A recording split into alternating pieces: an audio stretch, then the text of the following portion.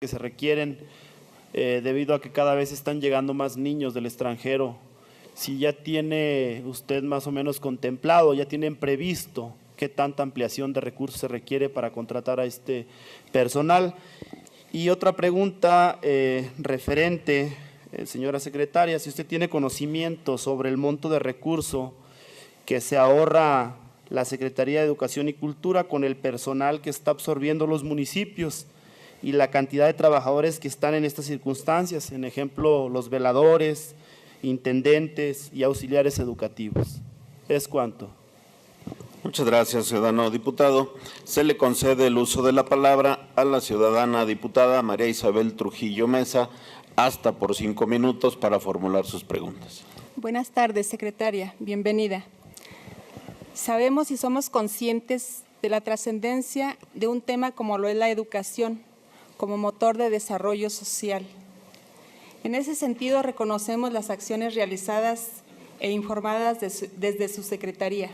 Sin embargo, también sabemos que los problemas sociales de inseguridad y violencia están llegando directamente a nuestras escuelas. Sabemos que existen programas para prevención de violencia dirigido a alumnos, maestros y padres de familia. Pero además de ¿qué otras acciones se están implementando o está implementando la Secretaría de Educación para poder prevenir y erradicar estos problemas? Es cuanto, diputado presidente. Muchas gracias, diputada. Se le concede el uso de la voz a la diputada Mónica Borrego Estrada, hasta por 5 minutos para formular sus preguntas. Gracias, diputado presidente, con su permiso. Bienvenida, secretaria. Para el presidente electo Andrés Manuel López Obrador, la educación pública siempre va a estar basada en los valores de laicos, gratuitos y obligatorios, como lo marca el artículo 3º de la Constitución. Como profesora que soy, comparto esta concepción de una educación al servicio de México. El titular del Poder Ejecutivo Estatal, Alejandro Tello Cristerna, se ha definido reiteradamente como el gobernador de la educación. Pero ¿cuál es la realidad que hoy tenemos? Los indicadores nos describen la existencia de un sistema educativo estatal inequitativo, injusto, excluyente, poco funcional, altamente burocratizado y administrativamente inoperante. En Zacatecas, de 100 personas en edad de cursar la licenciatura, solo lo pueden hacer 34. 66 se quedan en el espacio de la exclusión y la marginación. Por eso nuestro sistema educativo estatal está altamente inequitativo y desgraciadamente muchos de ellos están atrapados en las redes del crimen organizado. La pregunta es la siguiente: ¿qué estamos haciendo para mejorar la cobertura de servicios educativos para los jóvenes zacatecanos con el objetivo de que no emigren o no los atrapen las garras del crimen? ¿Cuáles son los grandes proyectos educativos que ayudarán a superar estos y muchos otros rezagos en la perspectiva del 2021? En el nivel de innovación de una sociedad se mide por la capacidad de producción de patentes e ideas científicas de frontera. En este sentido, Zacatecas ocupa uno de los últimos lugares en el país, el 28, según lo revelan los indicadores más recientes aportados por el Instituto Mexicano de Competitividad. Otra pregunta sería: ¿qué estamos haciendo en este sentido? ¿Se ha colocado acaso la piedra angular de un nuevo modelo de gestión administrativa del sistema educativo zacatecano, cuando al contrario se le ha cuestionado su elevado nivel de burocratización? En la cobertura del nivel preescolar es del 85% en la entidad. Todavía cientos de niños de 3 a 6 años no pueden gozar con los servicios de calidad. La educación inicial, registramos uno de los más profundos rezagos, quizás solo comparado con el rezago cuantitativo que tenemos en la educación superior. Se necesita un gran esfuerzo para aumentar el número de centros de desarrollo infantil. Y lo sé, es donde vengo, porque muchos padres de familia tienen el compromiso y la responsabilidad de trabajar y muchas veces no tienen en dónde dejar a sus hijos.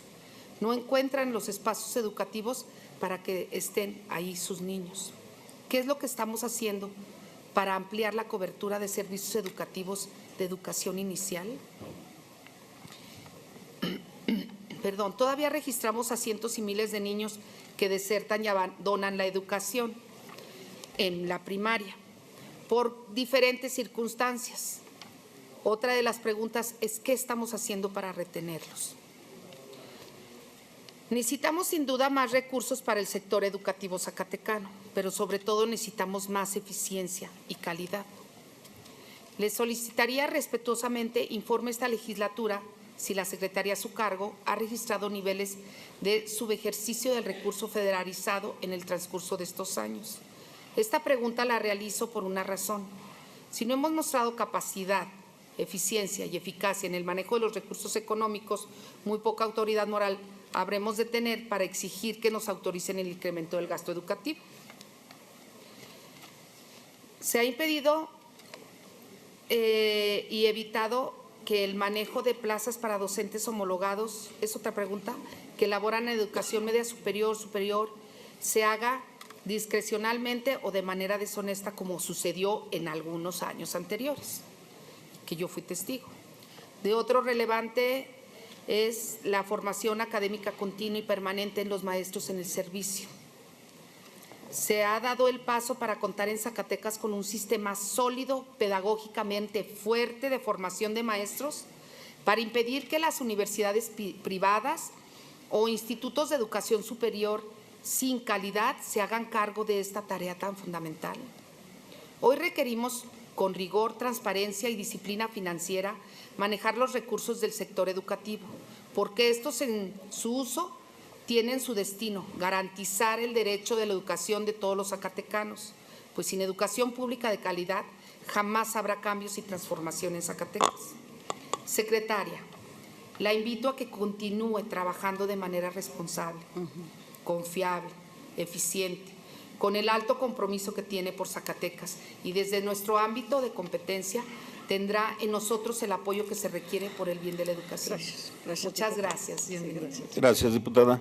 Se le concede el uso de la voz hasta por 5 minutos al diputado Felipe de Jesús Delgado para formular sus preguntas. Doctora Gema Mercado, bienvenida a este recinto legislativo, paisana de Montescobedo. Así es. Yo quiero referirle en la problemática migratoria, en las deportaciones en donde nos llegan niños y jóvenes al Estado. La integración para ingresar a las escuelas de los diferentes niveles de educación ha sido, por experiencia de algunos compañeros, es un poco complicada, yo diría muy complicada, pero los que más resienten psicológicamente son los jovencitos, los niños de primaria, cuando empiezan a ver al padre de familia batallar tanto con vacunas, por ejemplo, y todos los documentos necesarios que requiere los centros educativos, es frustrante. Solamente exhortarla e invitarla a que de alguna forma pudieran ingresar para no perder el tiempo y durante el tiempo que se requiera o que dé la Secretaría de Educación, poderlos integrarlos de inmediato, pero poderlos regularizar en los próximos 4, 5, 6 semanas, la que se lleve, para no perder el tiempo. También vienen estudiantes con el tema bilingüe, también tratar de integrarlos para que a los mismos compañeros tengan la ventaja de un segundo idioma. Vemos muchas escuelas bilingües en Zacatecas, pero también aprovechar esa habilidad de los que se vienen a integrar. Claro. La comprensión de las clases para los niños de primaria ha sido muy difícil.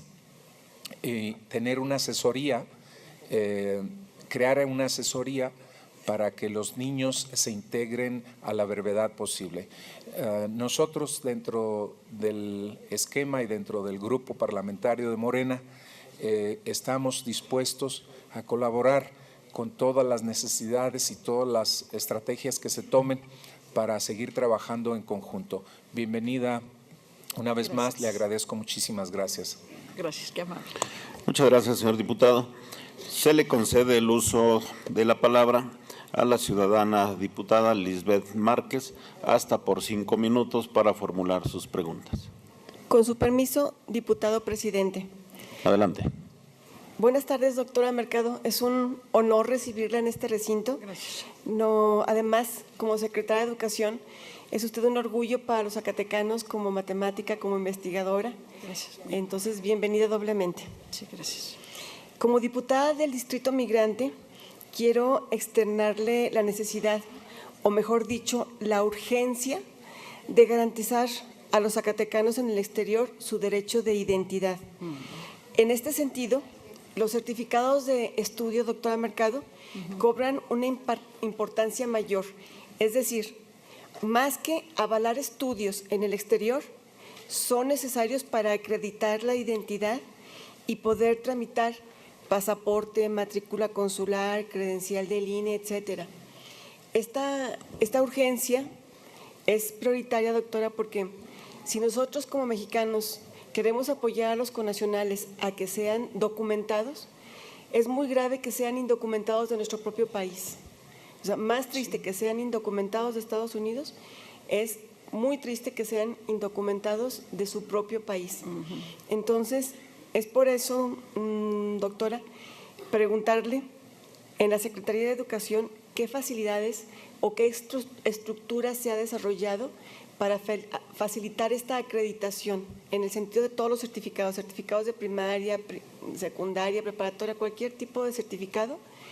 En los consulados, en los 50 consulados, los reciben como documento de identidad para tramitar cualquier tipo o expedir cualquier tipo de documentación. Solamente son 2, constancia de identidad que expiden los municipios y los certificados. Entonces, es solicitar la información sobre qué facilidades se dan para los zacatecanos en el exterior en el Departamento de Certificación. Y una segunda pregunta, doctora, es sobre un tema de suma importancia, ya mi colega y hermano migrante Felipe Delgado lo tocó, es en relación a los hijos de los migrantes repatriados. En el momento que regresan a México, los niños y jóvenes sufren una frustración muy grande porque se sienten más extranjeros aquí que en Estados Unidos. Sí, claro. No es solamente cuestión del idioma, sino la cuestión de la cultura. Entonces, por eso es muy importante desarrollar ya protocolos de inserción de estos niños en la sociedad. En este sentido, tengo 3 preguntas. ¿Tiene usted un padrón de niños y jóvenes repatriados en todo el estado? La segunda, ¿qué programas existen para atender esta problemática? Es decir, desde clases de español hasta dinámicas de inserción en la sociedad y en la cultura. Este es un acompañamiento que necesitan urgentemente las familias de zacatecanos repatriados. Y la tercera pregunta, doctora Mercado, sería, ¿qué presupuesto se destina para este fin? Es cuanto, presidente. Gracias, doctora. Gracias. Muchas gracias, ciudadana diputada. Ahora corresponde dar respuesta a la señora secretaria a cada uno de los diputados que formularon preguntas, hasta por 20 minutos. Sí, muchísimas gracias. Sí, les agradezco mucho su interés, sus preguntas y vamos a iniciar tratando de englobar algunos temas y del final hacia el principio. Primero que todo, el tema de nuestros niños migrantes o como algunos les llaman transnacionales, retornados, deportados, en fin, tienen muchos adjetivos. Quiero decirles primero que todo que en este periodo que nosotros hemos estado, hemos detectado poquito menos de 700 niños migrantes en este periodo. tenemos un padrón que a veces lo enriquecemos con la presentación de familias que de pronto no tenemos ubicadas y que llegan a nuestras oficinas precisamente por las dificultades en las escuelas. Yo quiero decirles que desde el inicio del gobierno del presidente actual de Estados Unidos se tomaron algunas medidas en México para prevenir, para prepararnos para esta posibilidad. Y hemos tenido de forma continuada, periódica, reuniones, las diferentes dependencias que tenemos que ver de forma más directa con la posibilidad de que regresen. En donde ha estado el Instituto Nacional de Migración, por supuesto, quien convoca, pero las Secretarías de Desarrollo Social, el DIF, Educación y otros actores del gobierno precisamente para eso.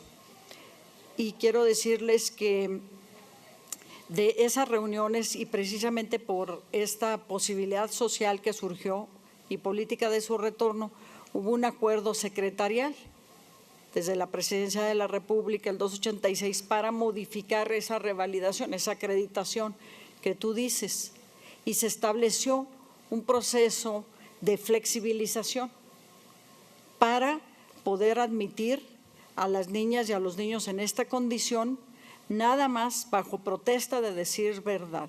¿Cuál es el procedimiento? ¿Cuál es el protocolo? Y está en la ley.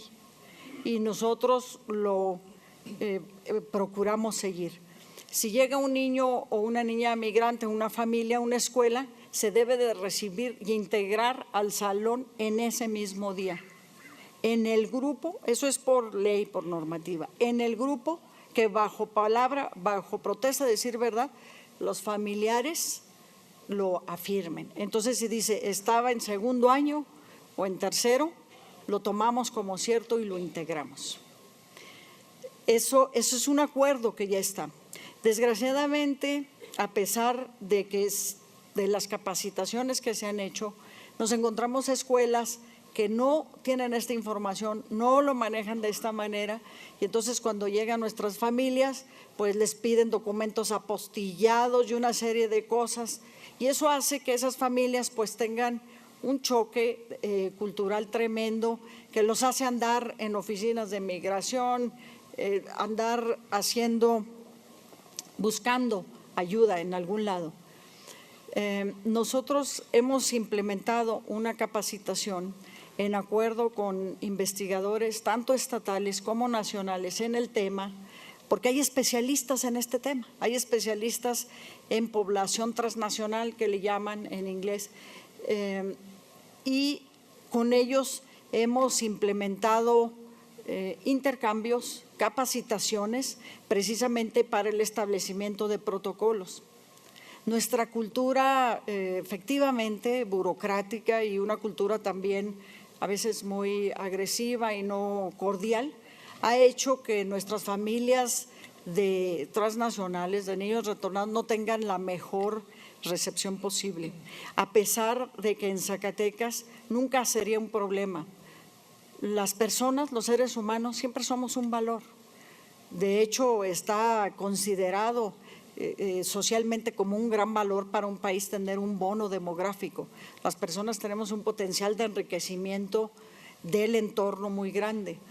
Entonces, las familias que retornan a México y que retornan después de que se fueron por condiciones precarias económicas de nuestro estado, muchas de ellas optan, y tenemos estadísticas donde optan y de preferencia regresan a centros poblacionales más grandes donde hay más alternativas económicas. Entonces, muchos de los zacatecanos que se fueron por las condiciones difíciles del estado, al regresar no todos regresan a Zacatecas. Regresan a Guadalajara, a la Ciudad de México, a Monterrey, Aguascalientes, es decir, a lugares de mayor desarrollo económico donde pueden encontrar mejores condiciones económicas para su familia, empleo.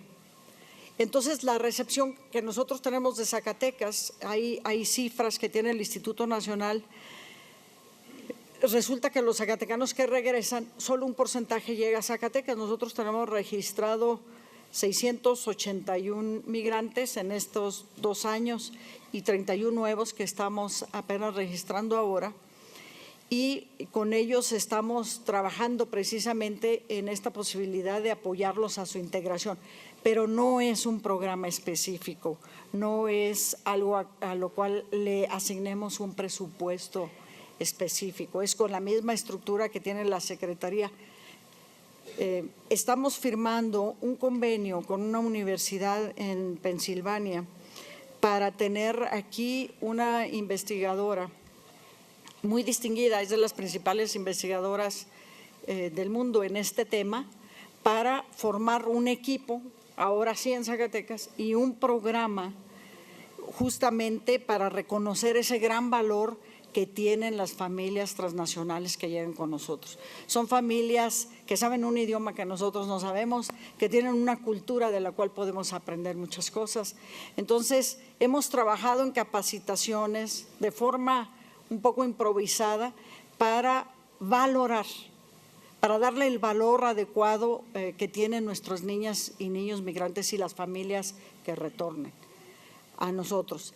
Y estamos escribiendo un guión precisamente para hacer un protocolo completo que queremos dejar en un material audiovisual y escrito, y trabajar junto con nuestras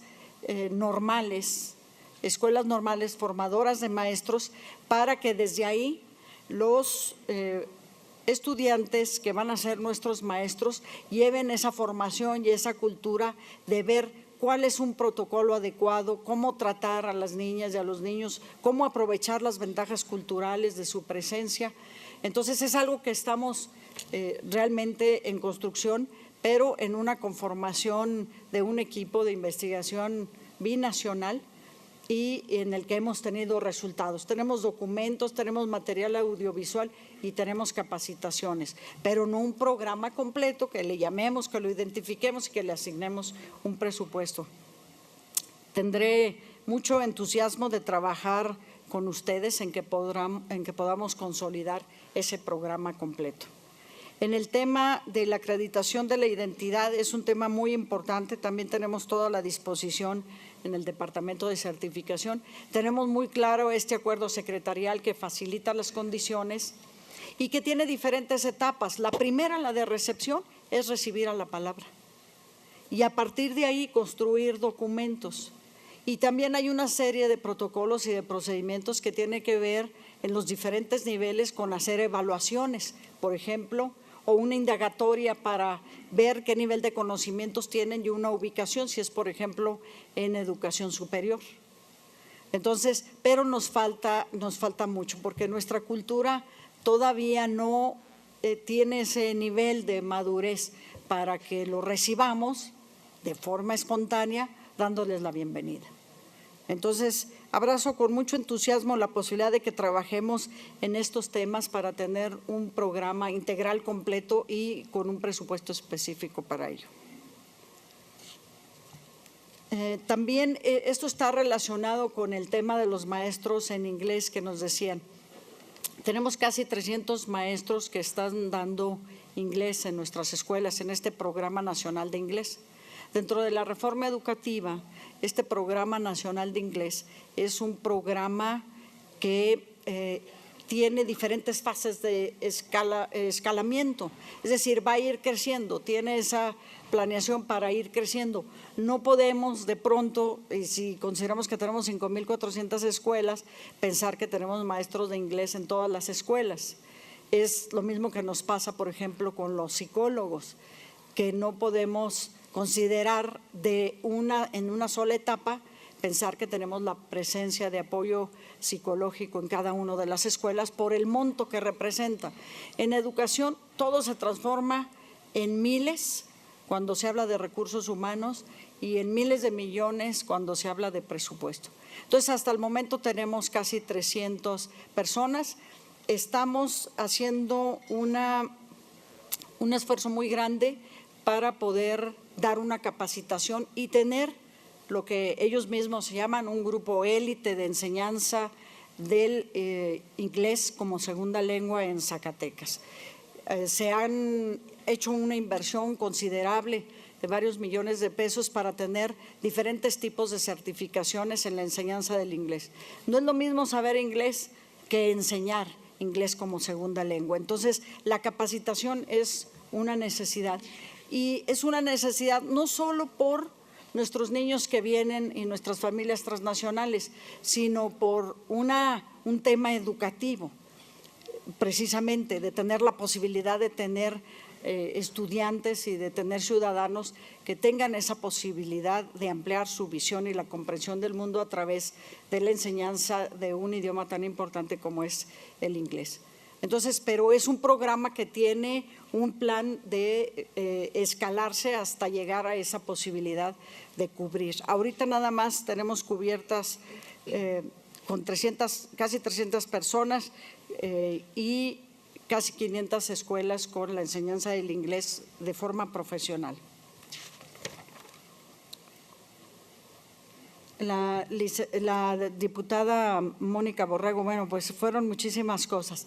Yo quiero primero comentarle que sí, nuestras cifras son complementarias, por supuesto. Nosotros tenemos en el Plan Estatal de Desarrollo una serie de indicadores con los que tenemos ese compromiso, que es, digamos, donde se aterriza la medición de los esfuerzos que vamos a hacer.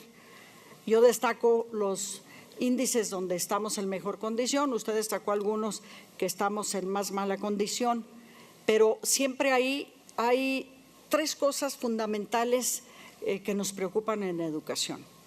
Una es el analfabetismo, otra es la cobertura y otra es la calidad. En analfabetismo quiero decirte que somos de los estados que más avances ha tenido en los últimos años y el tener 2.7, como usted muy bien lo mencionó, significa tener 30,000 personas en esa condición. El esfuerzo que hemos hecho es de que casi 9,000 en estos 2 años han dejado el analfabetismo. Para tener bandera blanca, un estado se requiere que esté abajo del 4%, el global estatal, y que ninguno de los municipios integrantes tenga índices de analfabetismo con 2 dígitos.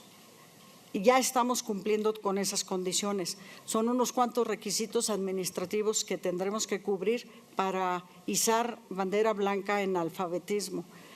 Y quiero decirte que este es uno de los rubros en los que Zacatecas ha más avanzado y de forma ya continua por muchísimos años. Entonces, me parece que ese es un buen índice. En términos de la cobertura, pues hay esa preocupación. Hay algunas cifras que no coinciden, que será muy bueno que las revisemos de forma conjunta, pero quiero decirte que el índice de cobertura en primaria es superior al promedio. En Zacatecas es superior al promedio en el país. Es un buen índice. Tenemos casi la misma cobertura en secundaria, también es arriba del promedio. Y por supuesto que cuando pensamos cobertura quiere decir qué porcentaje de la población que tiene la edad de estar en la escuela, pues está realmente ahí. Entonces, quiero decirte que tenemos esa preocupación. Nuestro nivel educativo, nuestro promedio educativo es de alguien que está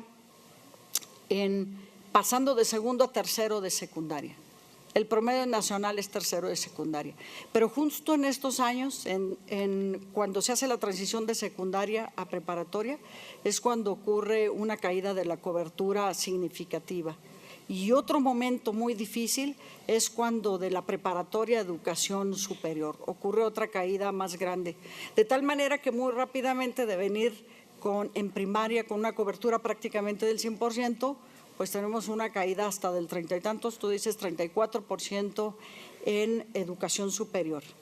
Esa es una preocupación muy grande.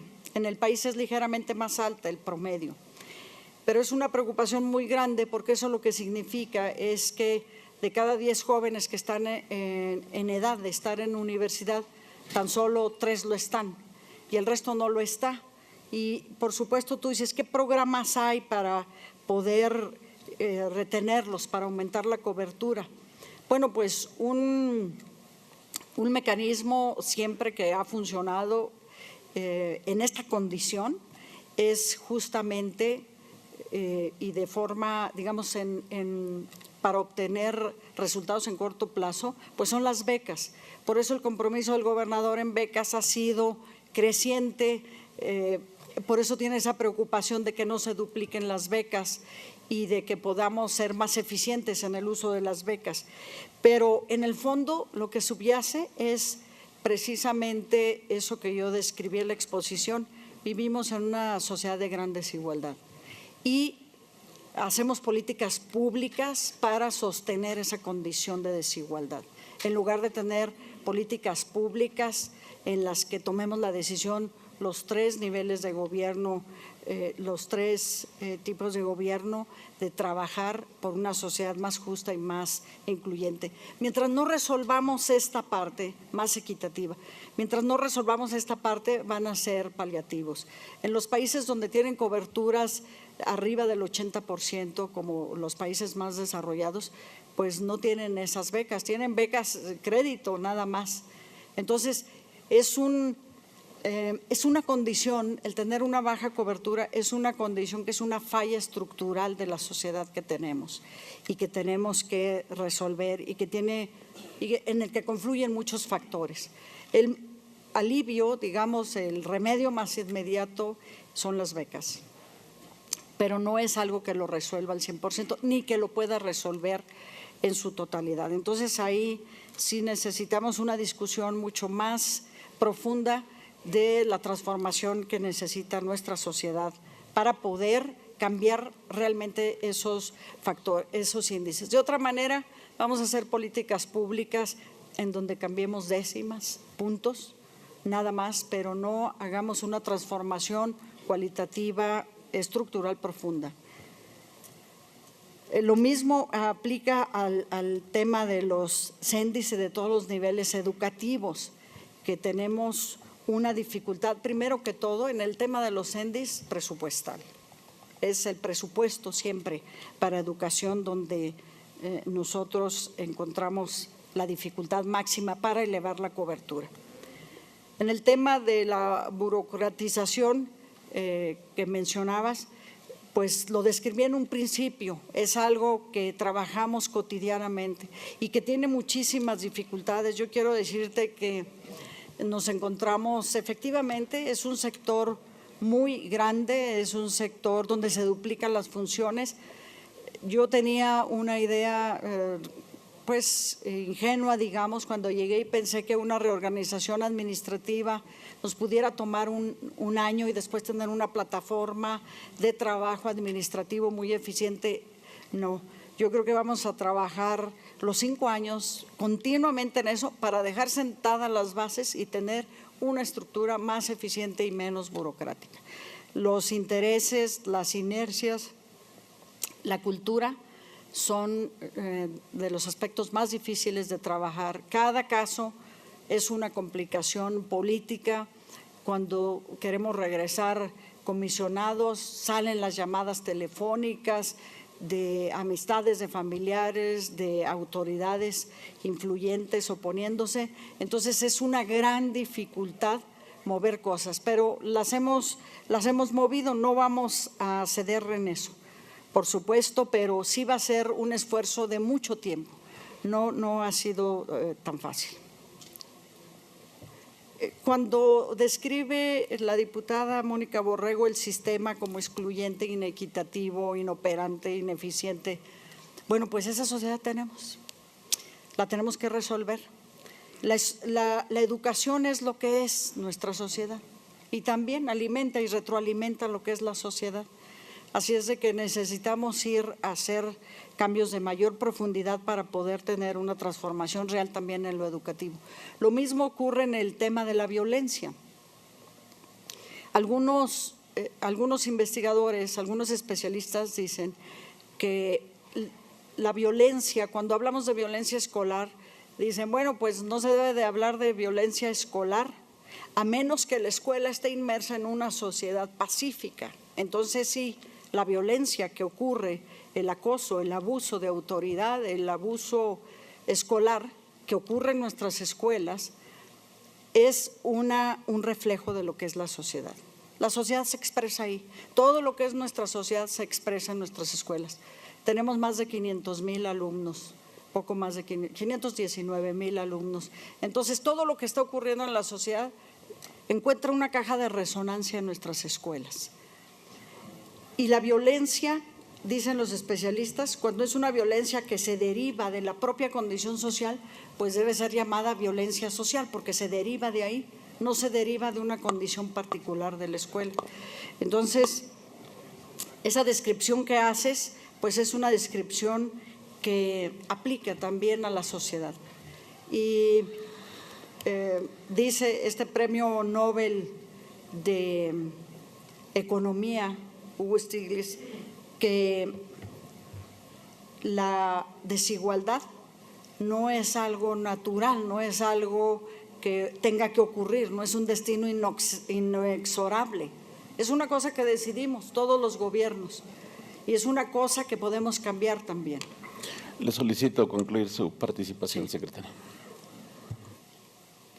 Me parece que hemos cubierto algunas otras preguntas, espero abordarlas en la próxima. Gracias. Muchas gracias, ciudadana secretaria. Se le concede el uso de la voz hasta por 3 minutos para ejercer su derecho de réplica al diputado José Guadalupe Correa. Muchas gracias, diputado presidente. Doctora Gema, nada más sí, pues agradecerle la respuesta en el tema de la pregunta de los maestros bilingües. Sin embargo, y debido a que el formato de la glosa ya no nos permite una contrarréplica, yo sí le pediría de favor nos pudiera pasar el dato y la información concreta de cuánto es el personal que están pagando los municipios en el tema de auxiliares, docentes, intendentes, veladores, porque la verdad es que muchos municipios, y lo entendemos pues, que no hay presupuesto que alcance ninguna dependencia. Sin embargo, doctora, pues también sí comprender un poquito la preocupación de las presidencias municipales que también ya se están manifestando, que incluso no alcanzan ni ellos mismos a pagar su propia nómina. Entonces sí, que me pudiera mandar por escrito esa información de cuánto personal están pagando las presidencias municipales y cuánto es el recurso que se estaría ahorrando, entre comillas, lo digo entre comillas porque a lo mejor es insuficiencia presupuestaria, pero sí que pudiéramos tener ese dato en concreto. Muchas gracias, secretaria. Muchas gracias, señor diputado. Se le concede el uso de la voz hasta por 3 minutos a la diputada María Isabel Trujillo para su derecho de réplica. Pues solamente felicitarla por el trabajo que ha venido realizando en la Secretaría. Bueno, espero la respuesta. Gracias. Muchas gracias, diputada. De igual manera, se le concede la voz a la diputada Mónica Borrego hasta por 3 minutos para su derecho de réplica.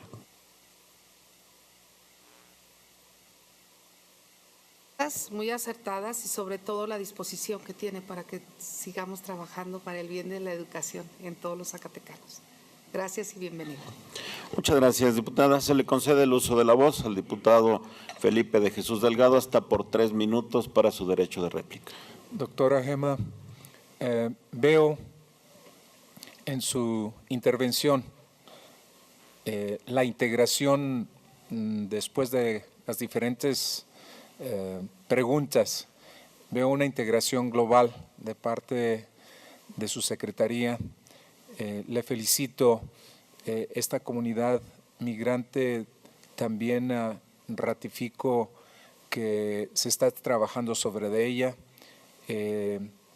Tenga usted en consideración que si somos parte del reforzamiento de la misma con este sentido migrante, estamos a sus órdenes. Le agradezco infinitamente su participación. Fue para mí parte educativa en lo personal. Felicidades. Muchas gracias, diputado. Se le concede el uso de la voz hasta por 3 minutos para su derecho de réplica a la diputada Lisbeth Márquez. Muchas gracias, secretaria doctora Mercado. Es motivante trabajar con una persona con su visión y con su experiencia.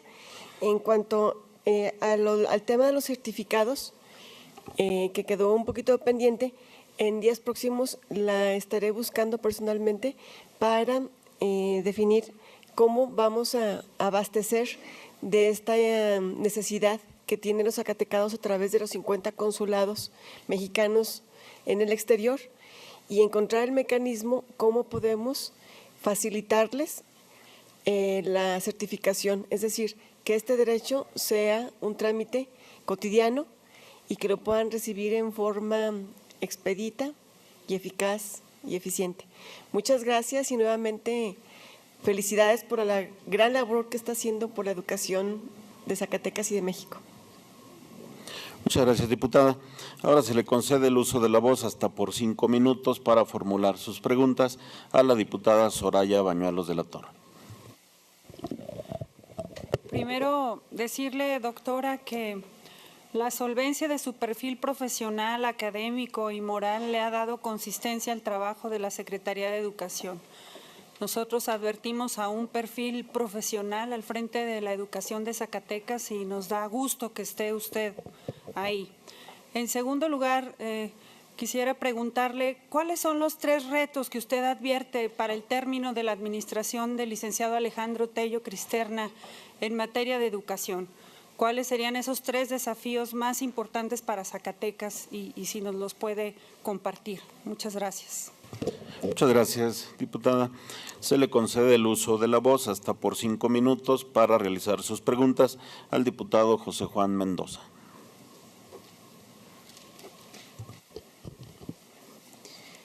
Bienvenida, doctora Gema, como siempre un placer saludarla.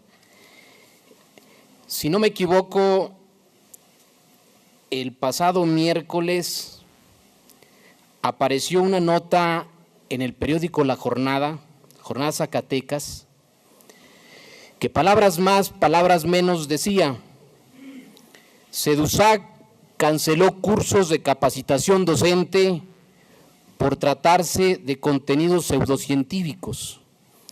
Esto en alusión a un curso que iba a impartir la Universidad Humanista Hidalgo, plantel Zacatecas.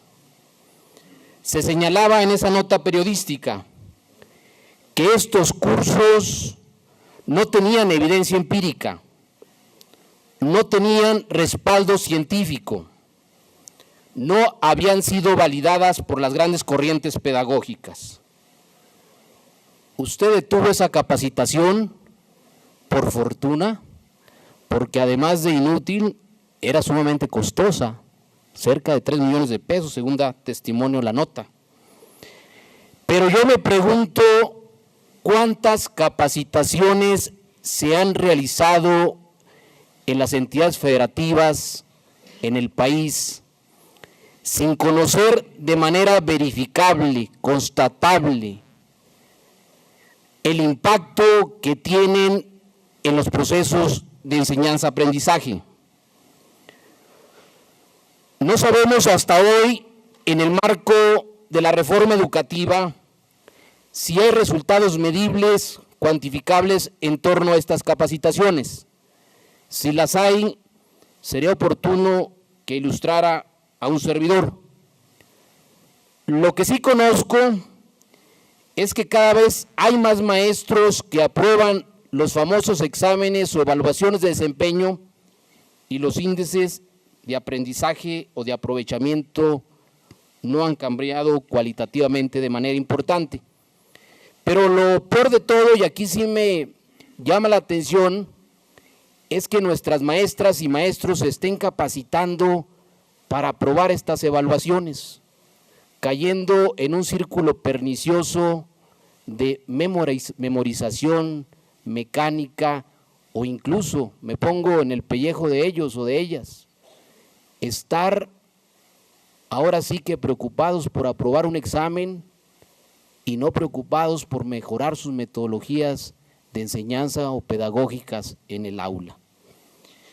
Pero todavía me preocupa más porque hay la sospecha de que lo que se está invirtiendo en evaluación es superior a lo que se está invirtiendo en capacitación. Sería oportuno conocer algunas cifras sobre este tema. Y más aún ya en la preocupación, pensando en que los maestros o maestras superaran estos exámenes. En el caso hipotético que superaran estos exámenes de evaluación y los alumnos replicaran también esta óptica de estar aprobando exámenes, me parece sumamente absurdo y un contrasentido el estar colocando en el centro de la enseñanza de este país los exámenes. Un síndrome de examinitis o examinitis aguda, lo que tendríamos en este país, que sería sumamente delicado colocar los exámenes como punto neurálgico de nuestro sistema educativo nacional. Otro tema que sin duda está en la polémica es el tema de si tienen o no las evaluaciones un carácter punitivo.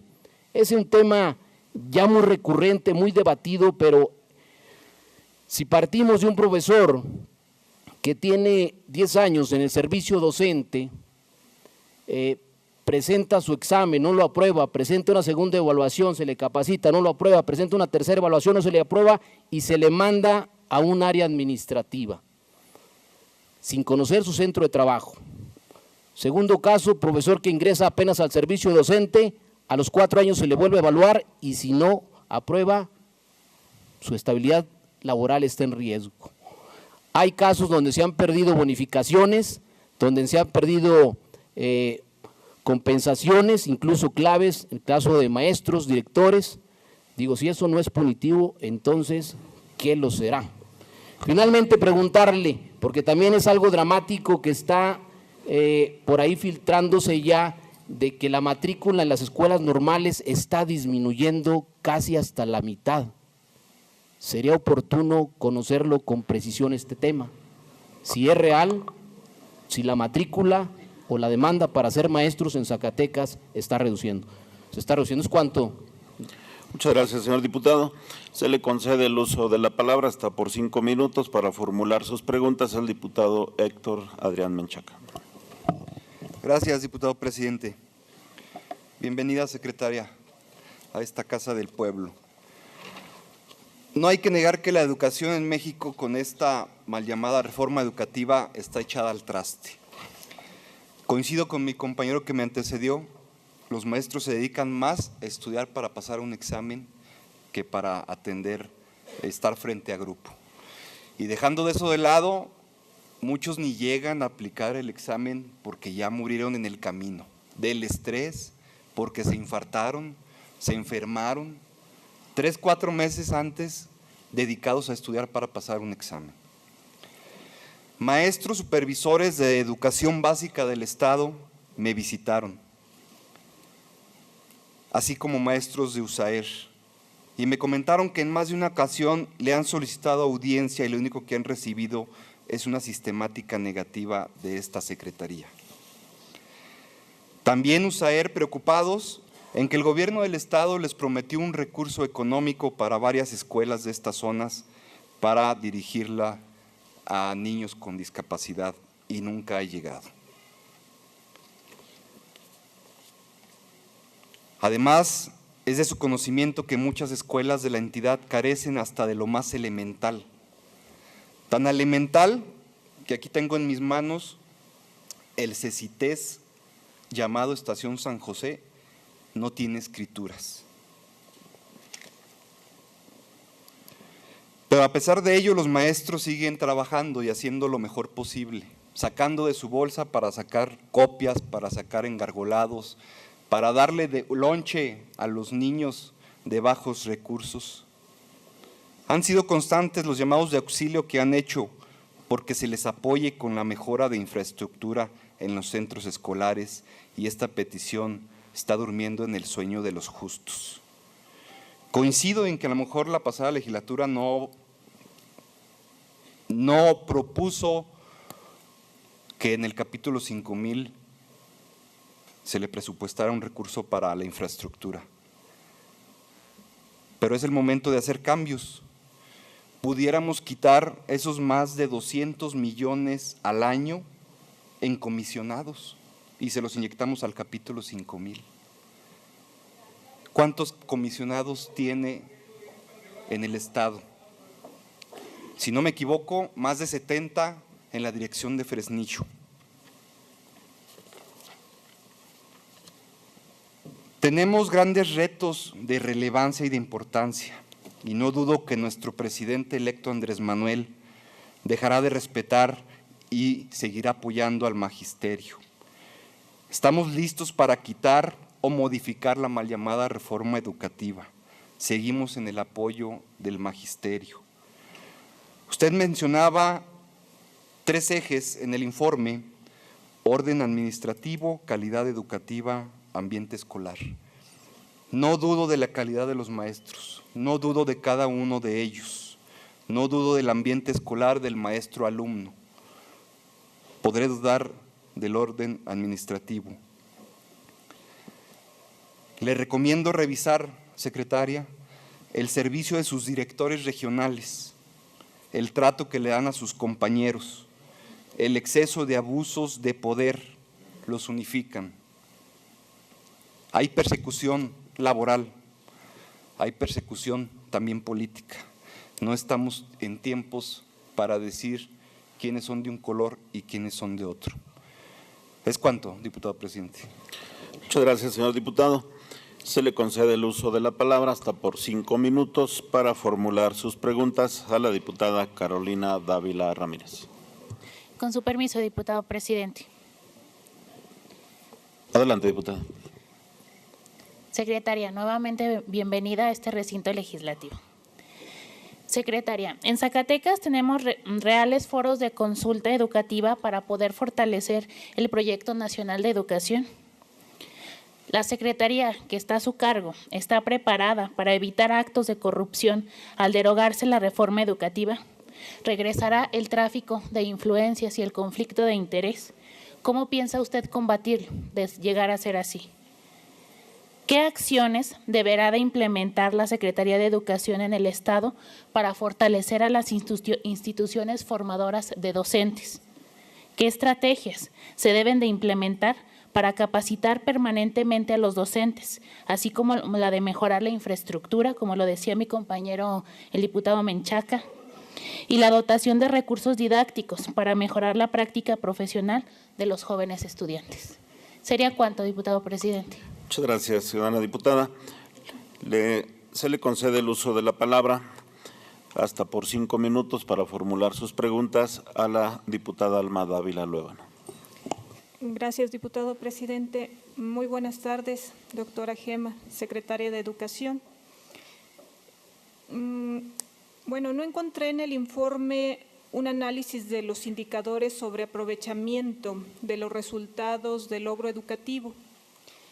Es un informe muy cargado de actividades administrativas a costa de informar los resultados sustantivos.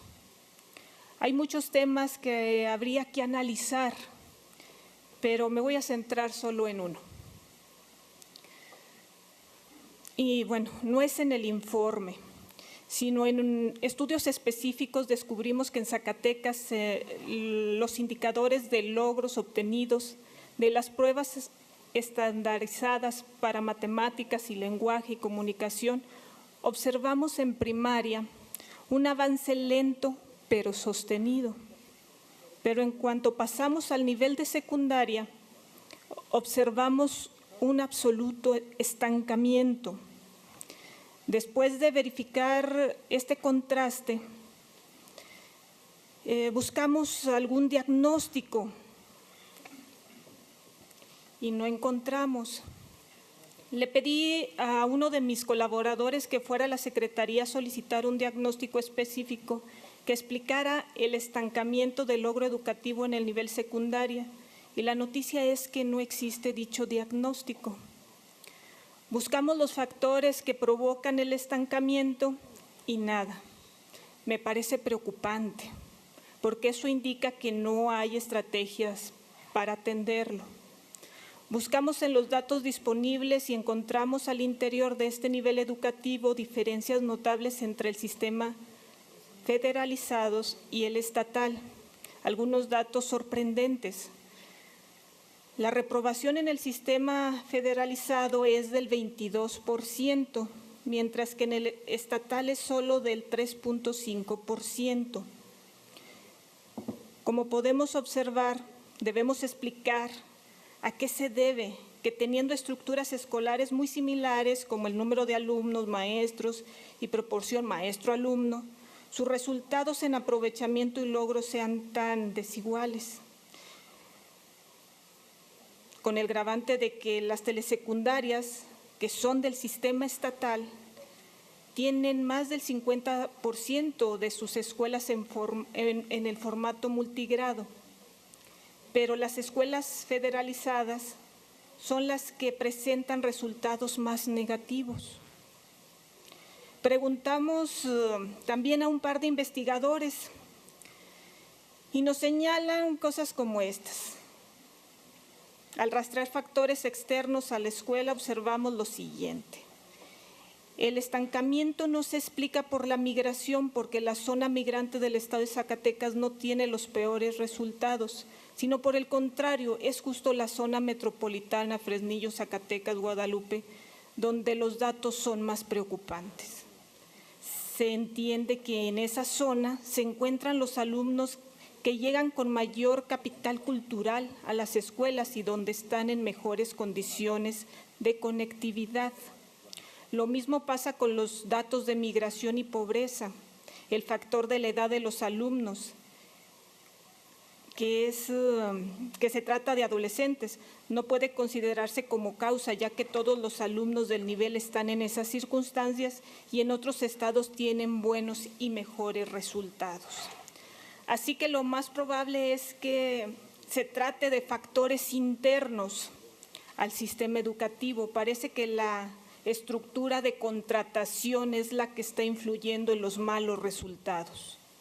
En el subsistema federal hay únicamente 258 maestros de tiempo completo, contra 1,199 profesores contratados bajo la modalidad de hora clase. Mientras en el estatal la contratación es por jornada y por ello los tiempos completos ascienden a 2,040 y las horas clases son aproximadamente de 100 maestros. Al parecer, la correlación entre la estructura de contratación y los resultados del logro educativo,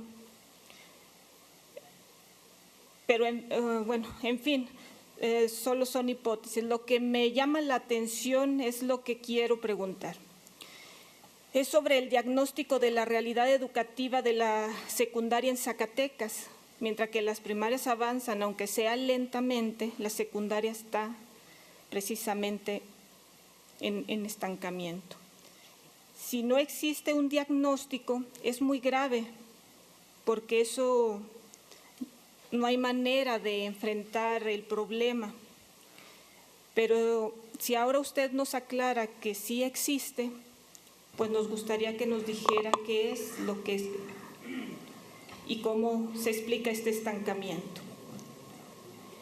Y pues para cerrar, me preocupan muchos compañeros del magisterio que han estado visitándonos, coincido con el compañero Menchaca, porque hay mucha incertidumbre por las desigualdades y vulnerabilidad en sus plazas. Sería cuanto. Muchas gracias. Muchas gracias, ciudadana diputada.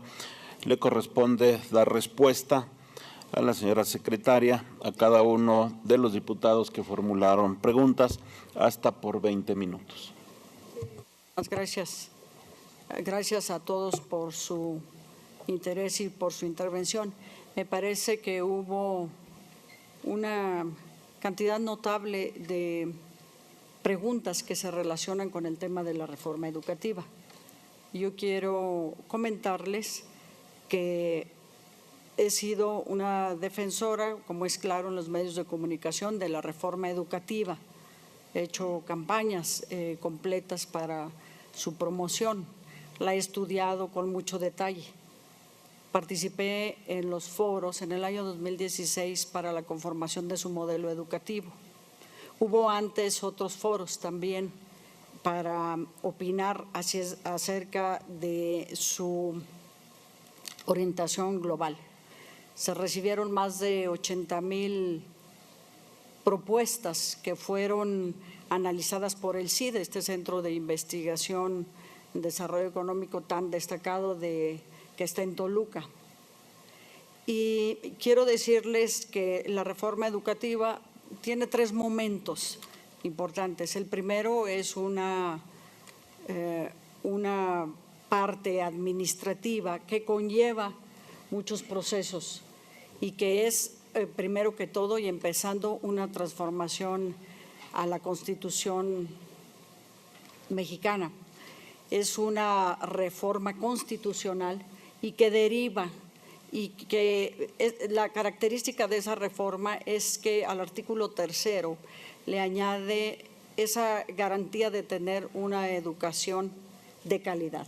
Y la calidad se garantiza con una serie de documentos y reglamentaciones que tienen que ver con precisamente un ordenamiento administrativo y que tienen que ver con un modelo educativo, es decir, una filosofía global, y que tiene que ver con un nuevo currículo.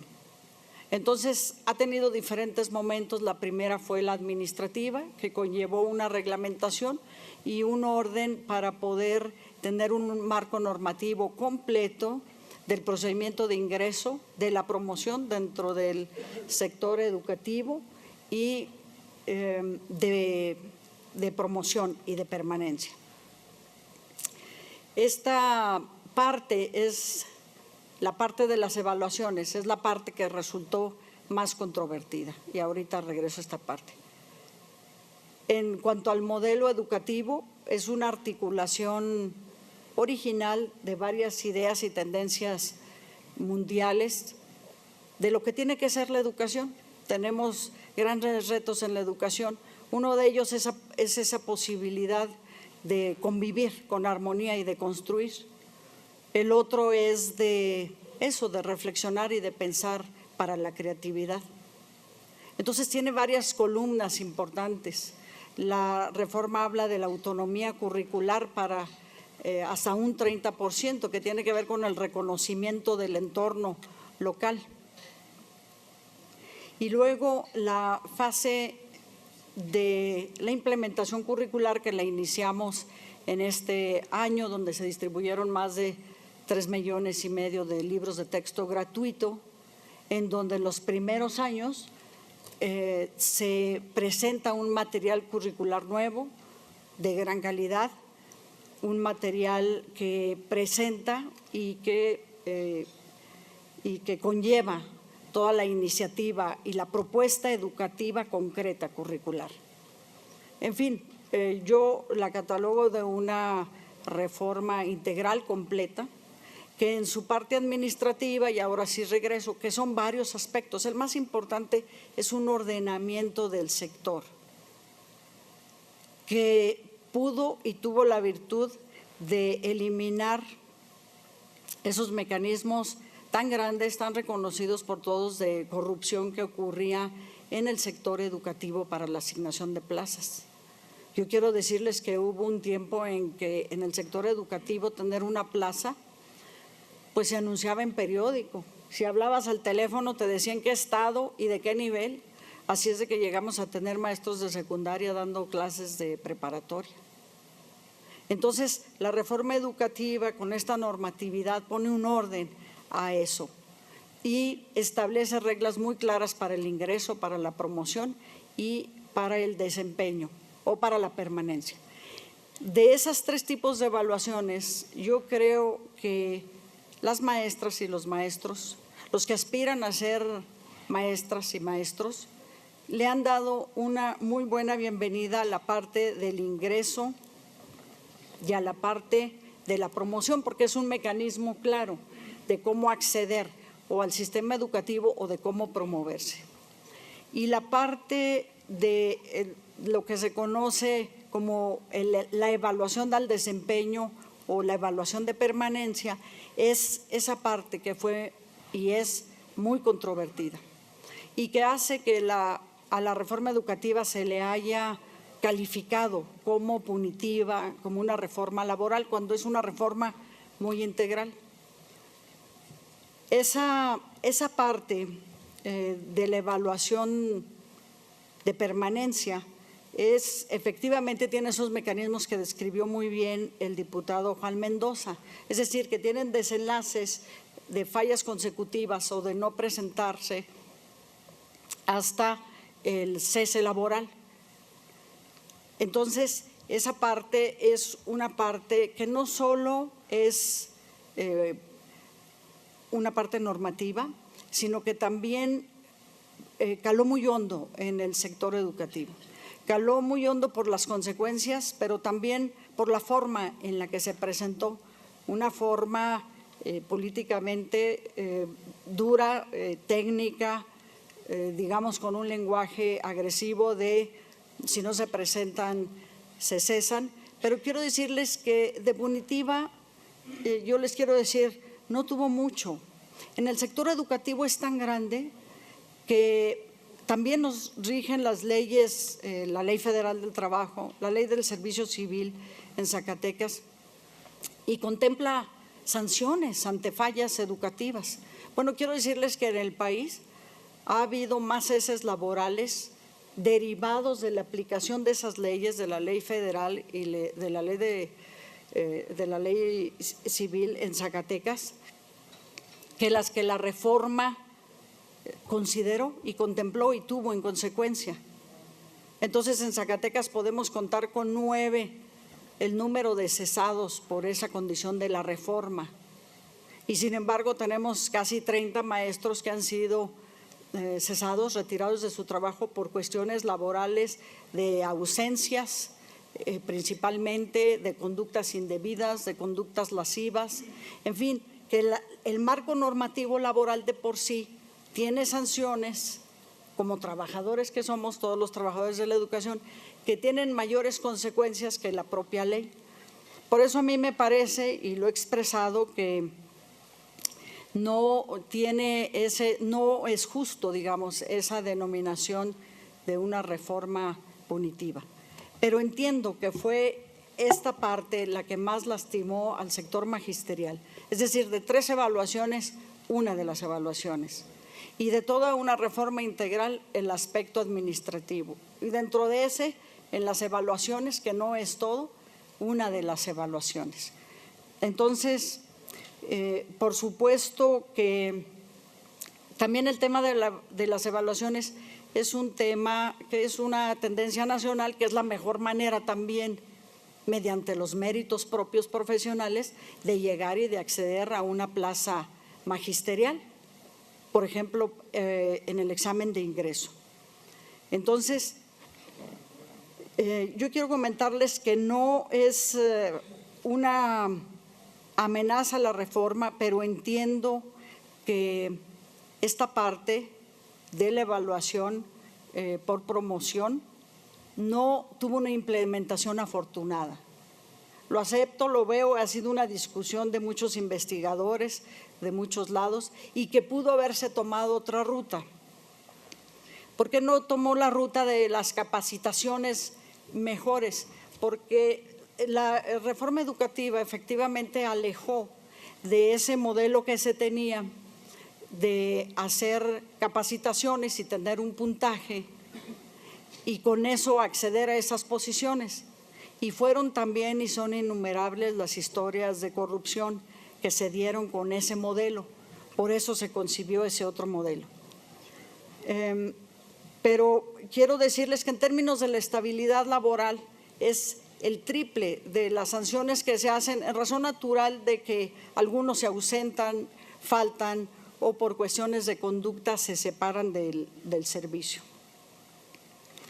Yo creo que es claro que en nuestro país hay una discusión al respecto. Por lo pronto, la reforma educativa y la evaluación, tanto de ingreso como de promoción, es no solo es más bien un derecho también de las maestras y de los maestros y de quienes aspiran a ser maestras y maestros. Y en términos de ese derecho, bueno, pues es un derecho también constitucional que tiene su propia dinámica y tiene su propia lógica. Y es un derecho que antes no se tenía, que no se contemplaba. y no se tenía organizado con un marco normativo con esa claridad. Yo quiero decirles también que acepto esa visión controvertida, diferente de la reforma educativa, la tendencia también a su abrogación, y aspiro a que si se abroga sea sustituida por reglas claras que no nos dejen en una condición de desorden que permita o fomente recuperar o regresar a esos esquemas de corrupción que se tenían antes y que se ha escrito muchísimo al respecto. Nosotros como funcionarios, como servidores públicos tenemos, y lo hacemos cuando tomamos protesta, la responsabilidad de respetar la ley. La reforma educativa es un derecho a una educación de calidad, es un derecho a la posibilidad de ingresar al sector educativo y de promoverse, y como tal tiene esa ventaja y esa virtud. No creo que represente un problema de estabilidad laboral, aunque la parte de la evaluación de permanencia, pues es un aspecto que para muchos desde el principio debió de haberse presentado diferente o debió de haberse encaminado a una capacitación. Yo creo que ahí tenemos más bien coincidencias más que diferencias. Yo quiero decirle al diputado Héctor Adrián Menchaca que estoy con mucha atención escuchando lo que me dice. Yo estoy permanentemente en la oficina, recibo en audiencia a personas que ni siquiera hacen solicitud de audiencia, de cita, y que mi teléfono es público, está en mi página de Facebook. Mucha gente me manda mensajes, WhatsApp, se comunica por Messenger, hacen cita de esa manera. Lamento mucho esa experiencia que me describe, no lo dudo en ningún momento, pero hay una disposición permanente, hay vías de acceso directa a mi persona y por ahí se hacen muchas de las citas que se hacen.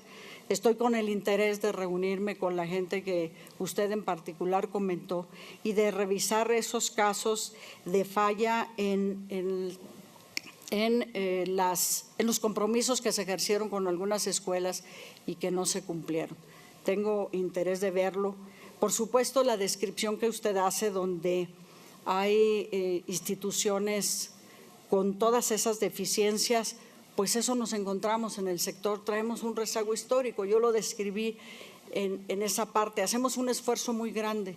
Nosotros en este año, ante la insuficiencia en capítulo 5000, lo que hicimos fue que mucho del gasto operativo efectivamente lo pudimos orientar, es decir, ahora sí que nos estiramos el cinturón, tratamos de gastarlo menos para tratar de estar enviando lo más que se pudiera de capítulo 2000 y 3000 a 5000 para dar respuesta a muchas solicitudes que hay de equipamiento, de reparaciones, de computadoras, en fin, de muchas cosas que hacen falta en nuestras escuelas. Ese esfuerzo ojalá que lo combinemos. Yo quiero decirle que no son 200 millones lo de los comisionados. También quiero explicarles algo. El sistema educativo nació en su estructura que tiene con muchos defectos. Un defecto fue que ni la parte estatal ni la parte federal destinaron en el capítulo 1000 recurso para la burocracia, para mandos medios y superiores. No lo hicieron, y no lo hicieron por la facilidad, la flexibilidad que se tenía de decir, pues los que ya tienen sus plazas de maestros y de invitar maestros. Se convirtió en una cultura que llegaba el secretario, invitaba en su equipo a quien consideraba y que eran maestros, que lo separaba de su salón, de su grupo. No era una acción, a lo mejor fue en muchos casos una acción excesiva, pero no fue una acción de corrupción y de perversidad, sino era el modelo con el cual crecieron todos los sistemas educativos de las entidades federativas.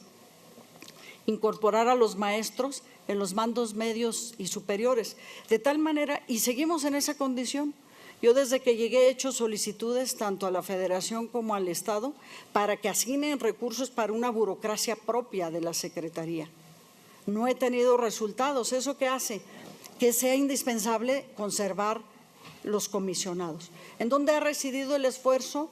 En que nos vayamos al mínimo posible, en que adelgacemos esa estructura de comisionados. No son 200 millones, tenemos 161 comisionados que están trabajando en mandos medios y superiores y que incluye a las direcciones regionales.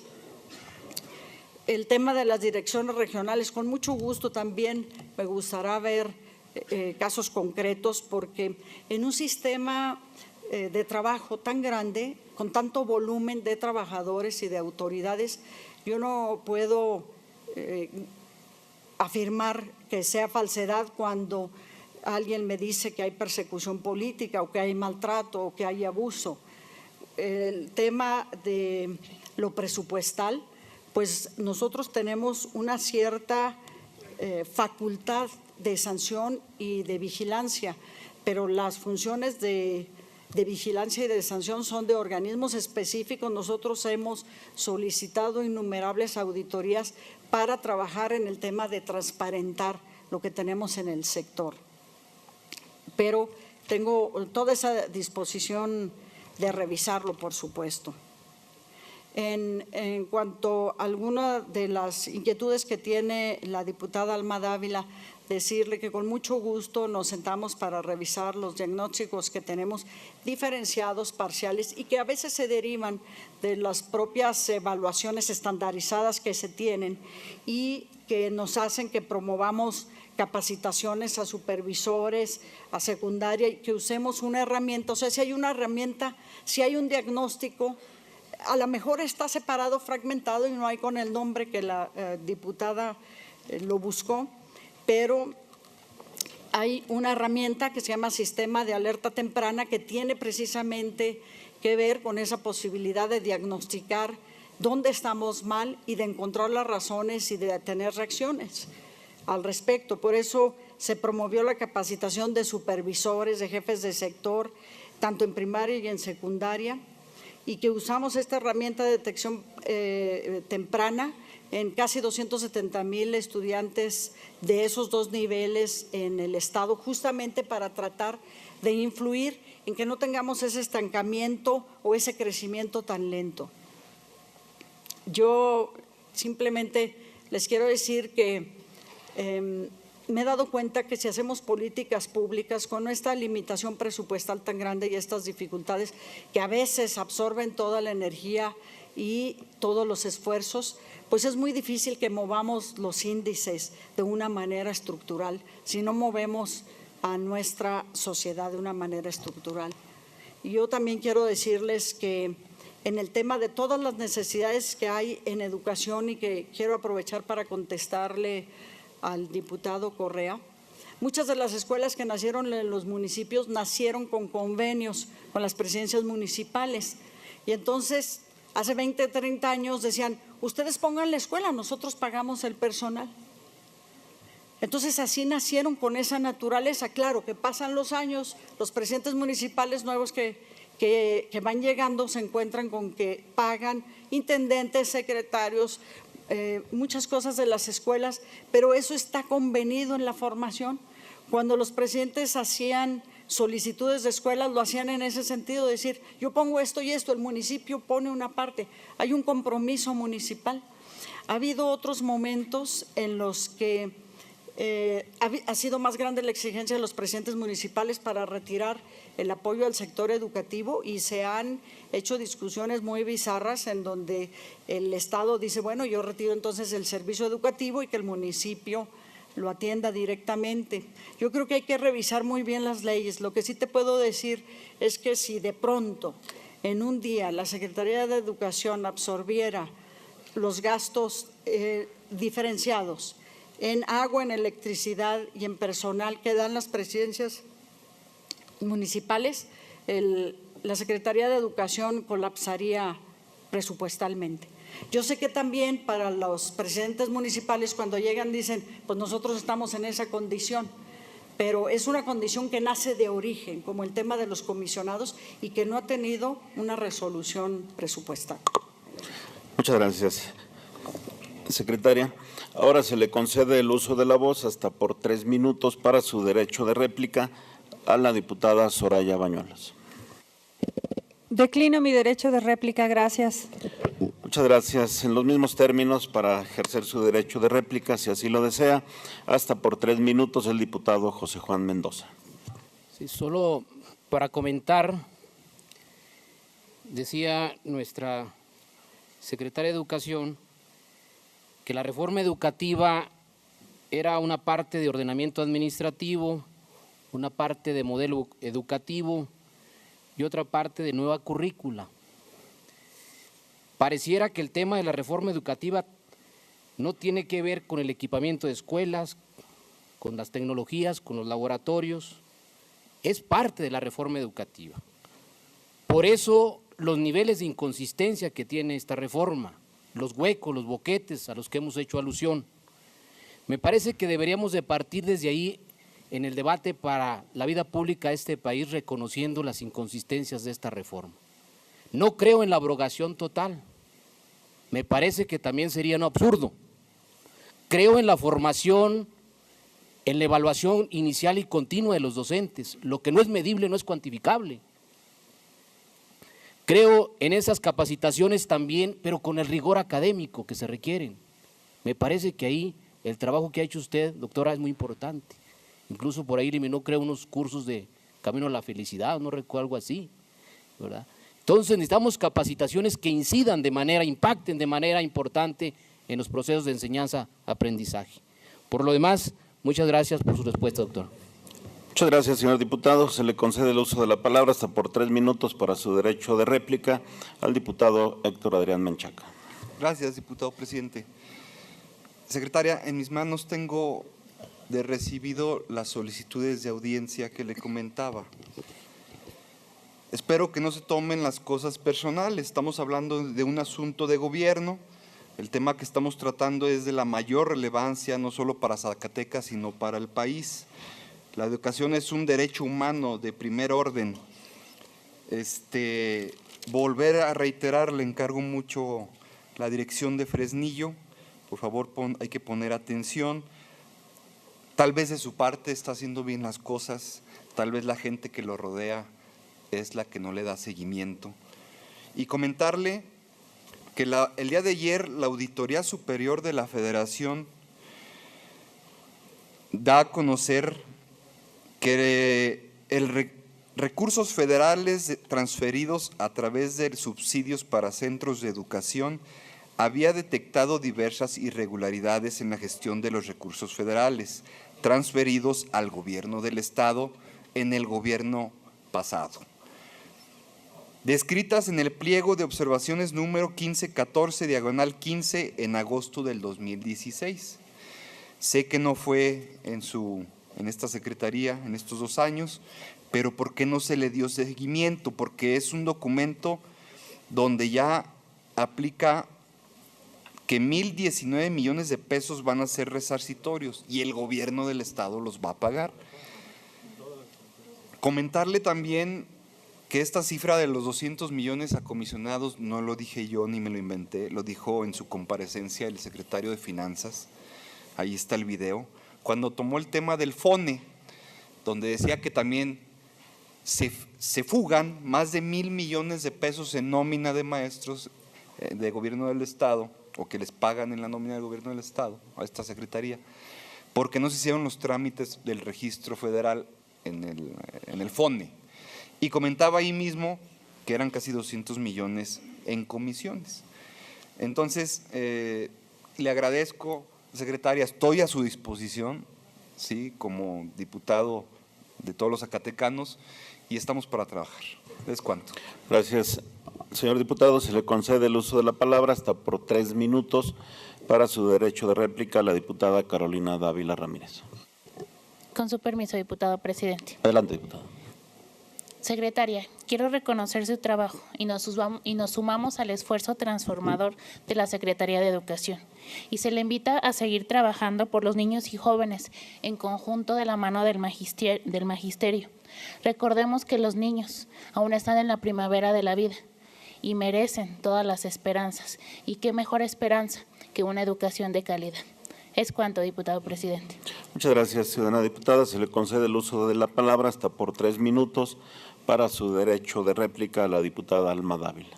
Gracias, diputado presidente. Bueno, solo parto de que es evidente que debe haber un tercer modelo educativo. Si en la ley de educación, en el modelo que teníamos, no pudo resolver todas las problemáticas y esta nueva reforma educativa es evidente que tampoco, pues en la derogación el planteamiento debe ser llevarnos a un mejor modelo y que efectivamente existan las políticas públicas para que el Ejecutivo realice tareas contundentes en la transformación de la ideología y de la cultura y la formación del tipo de personas que queremos para nuestro país, porque la educación, como ya sabemos, pues es la base fundamental para que este país salga adelante. Y bueno, quiero aprovechar también el uso de la voz para…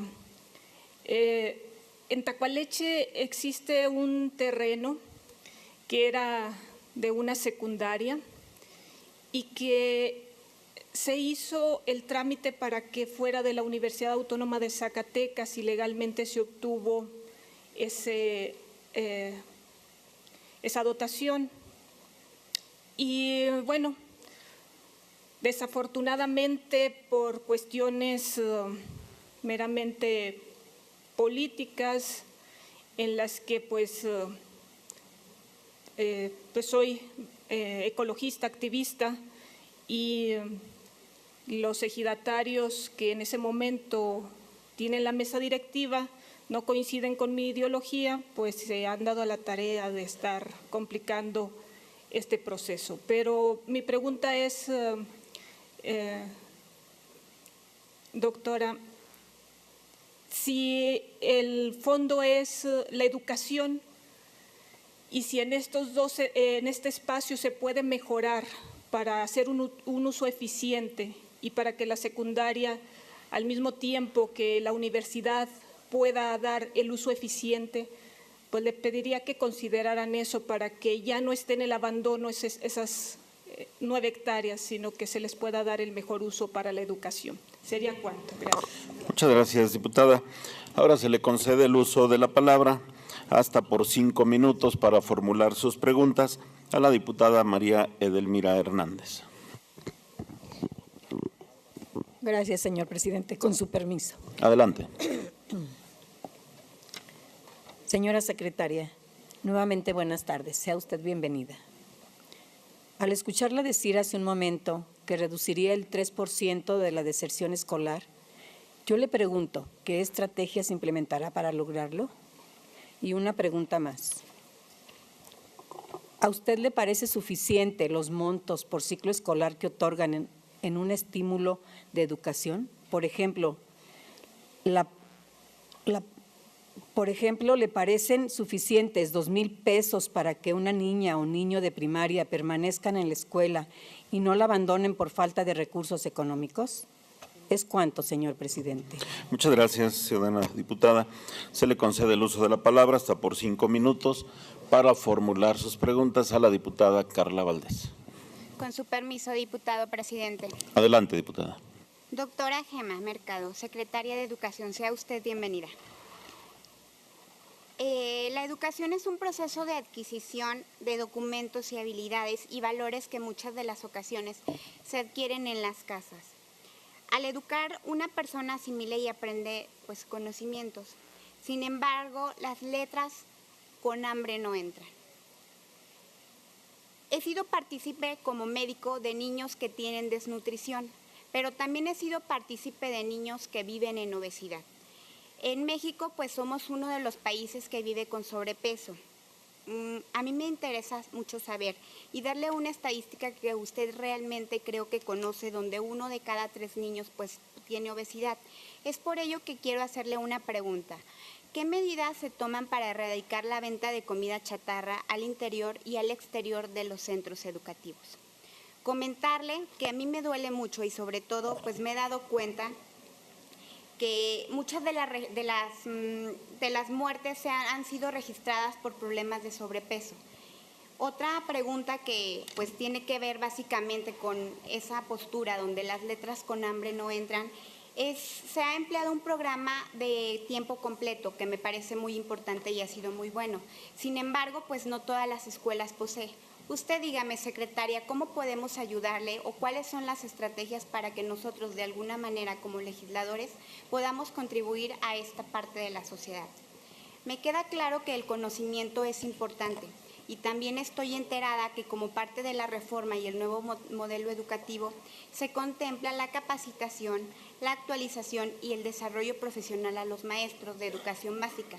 Y eso se me hace de una suma importancia, ya que como médico pues nosotros también tenemos esa obligación de actualizarnos y sobre todo adquirir conocimientos para que a todos y sobre todo a los alumnos que los maestros les dan las clases pues les vaya bien y sigan actualizándose.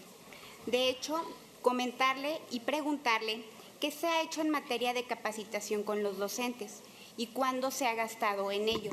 Y de la misma manera preguntarle qué tenemos que hacer nosotros como legisladores para aportar también a este presupuesto 2019.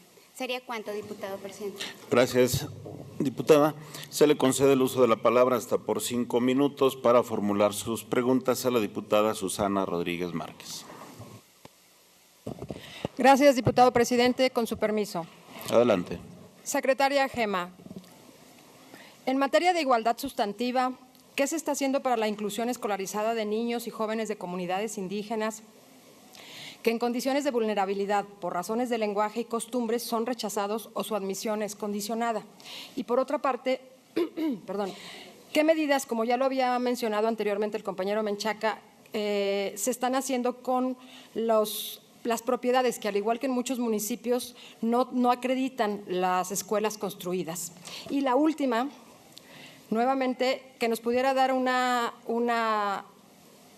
análisis o cómo están en la actualidad el tema de las cuotas que son reincidentes o que en las escuelas insisten en cobrarlas. Es cuanto, diputado presidente.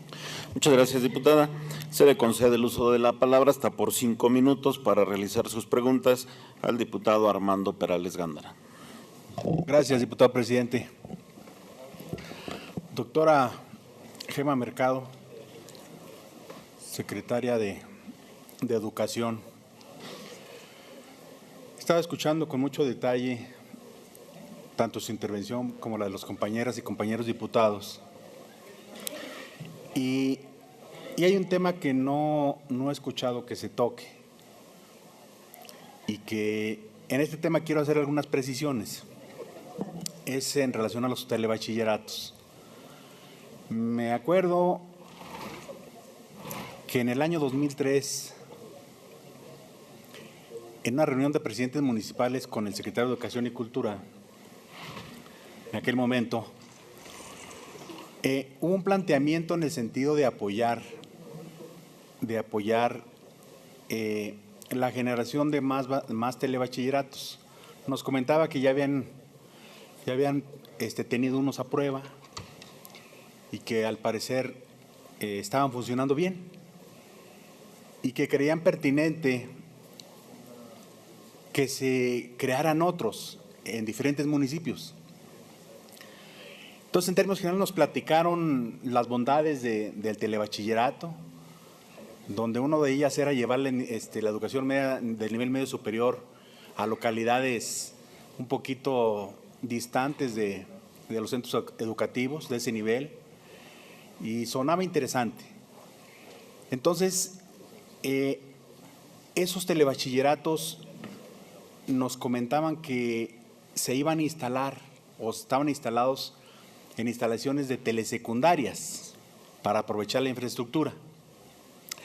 Sin embargo, yo pienso que las cosas en ese nivel de estudios pues sí han funcionado, puesto que ya me he fijado que en algunos municipios ya también se están construyendo por parte de los presidentes municipales, y hay algunos telebachilleratos que he visto en el municipio de Nieves, de Miguel Auza. Pero le quiero comentar que ahora que estuvimos en campaña, en forma reiterada me encontraba algunos maestros que, preocupados, nos platicaban sobre el pago, la remuneración de como maestros de telebachillerato, en razón de que decían que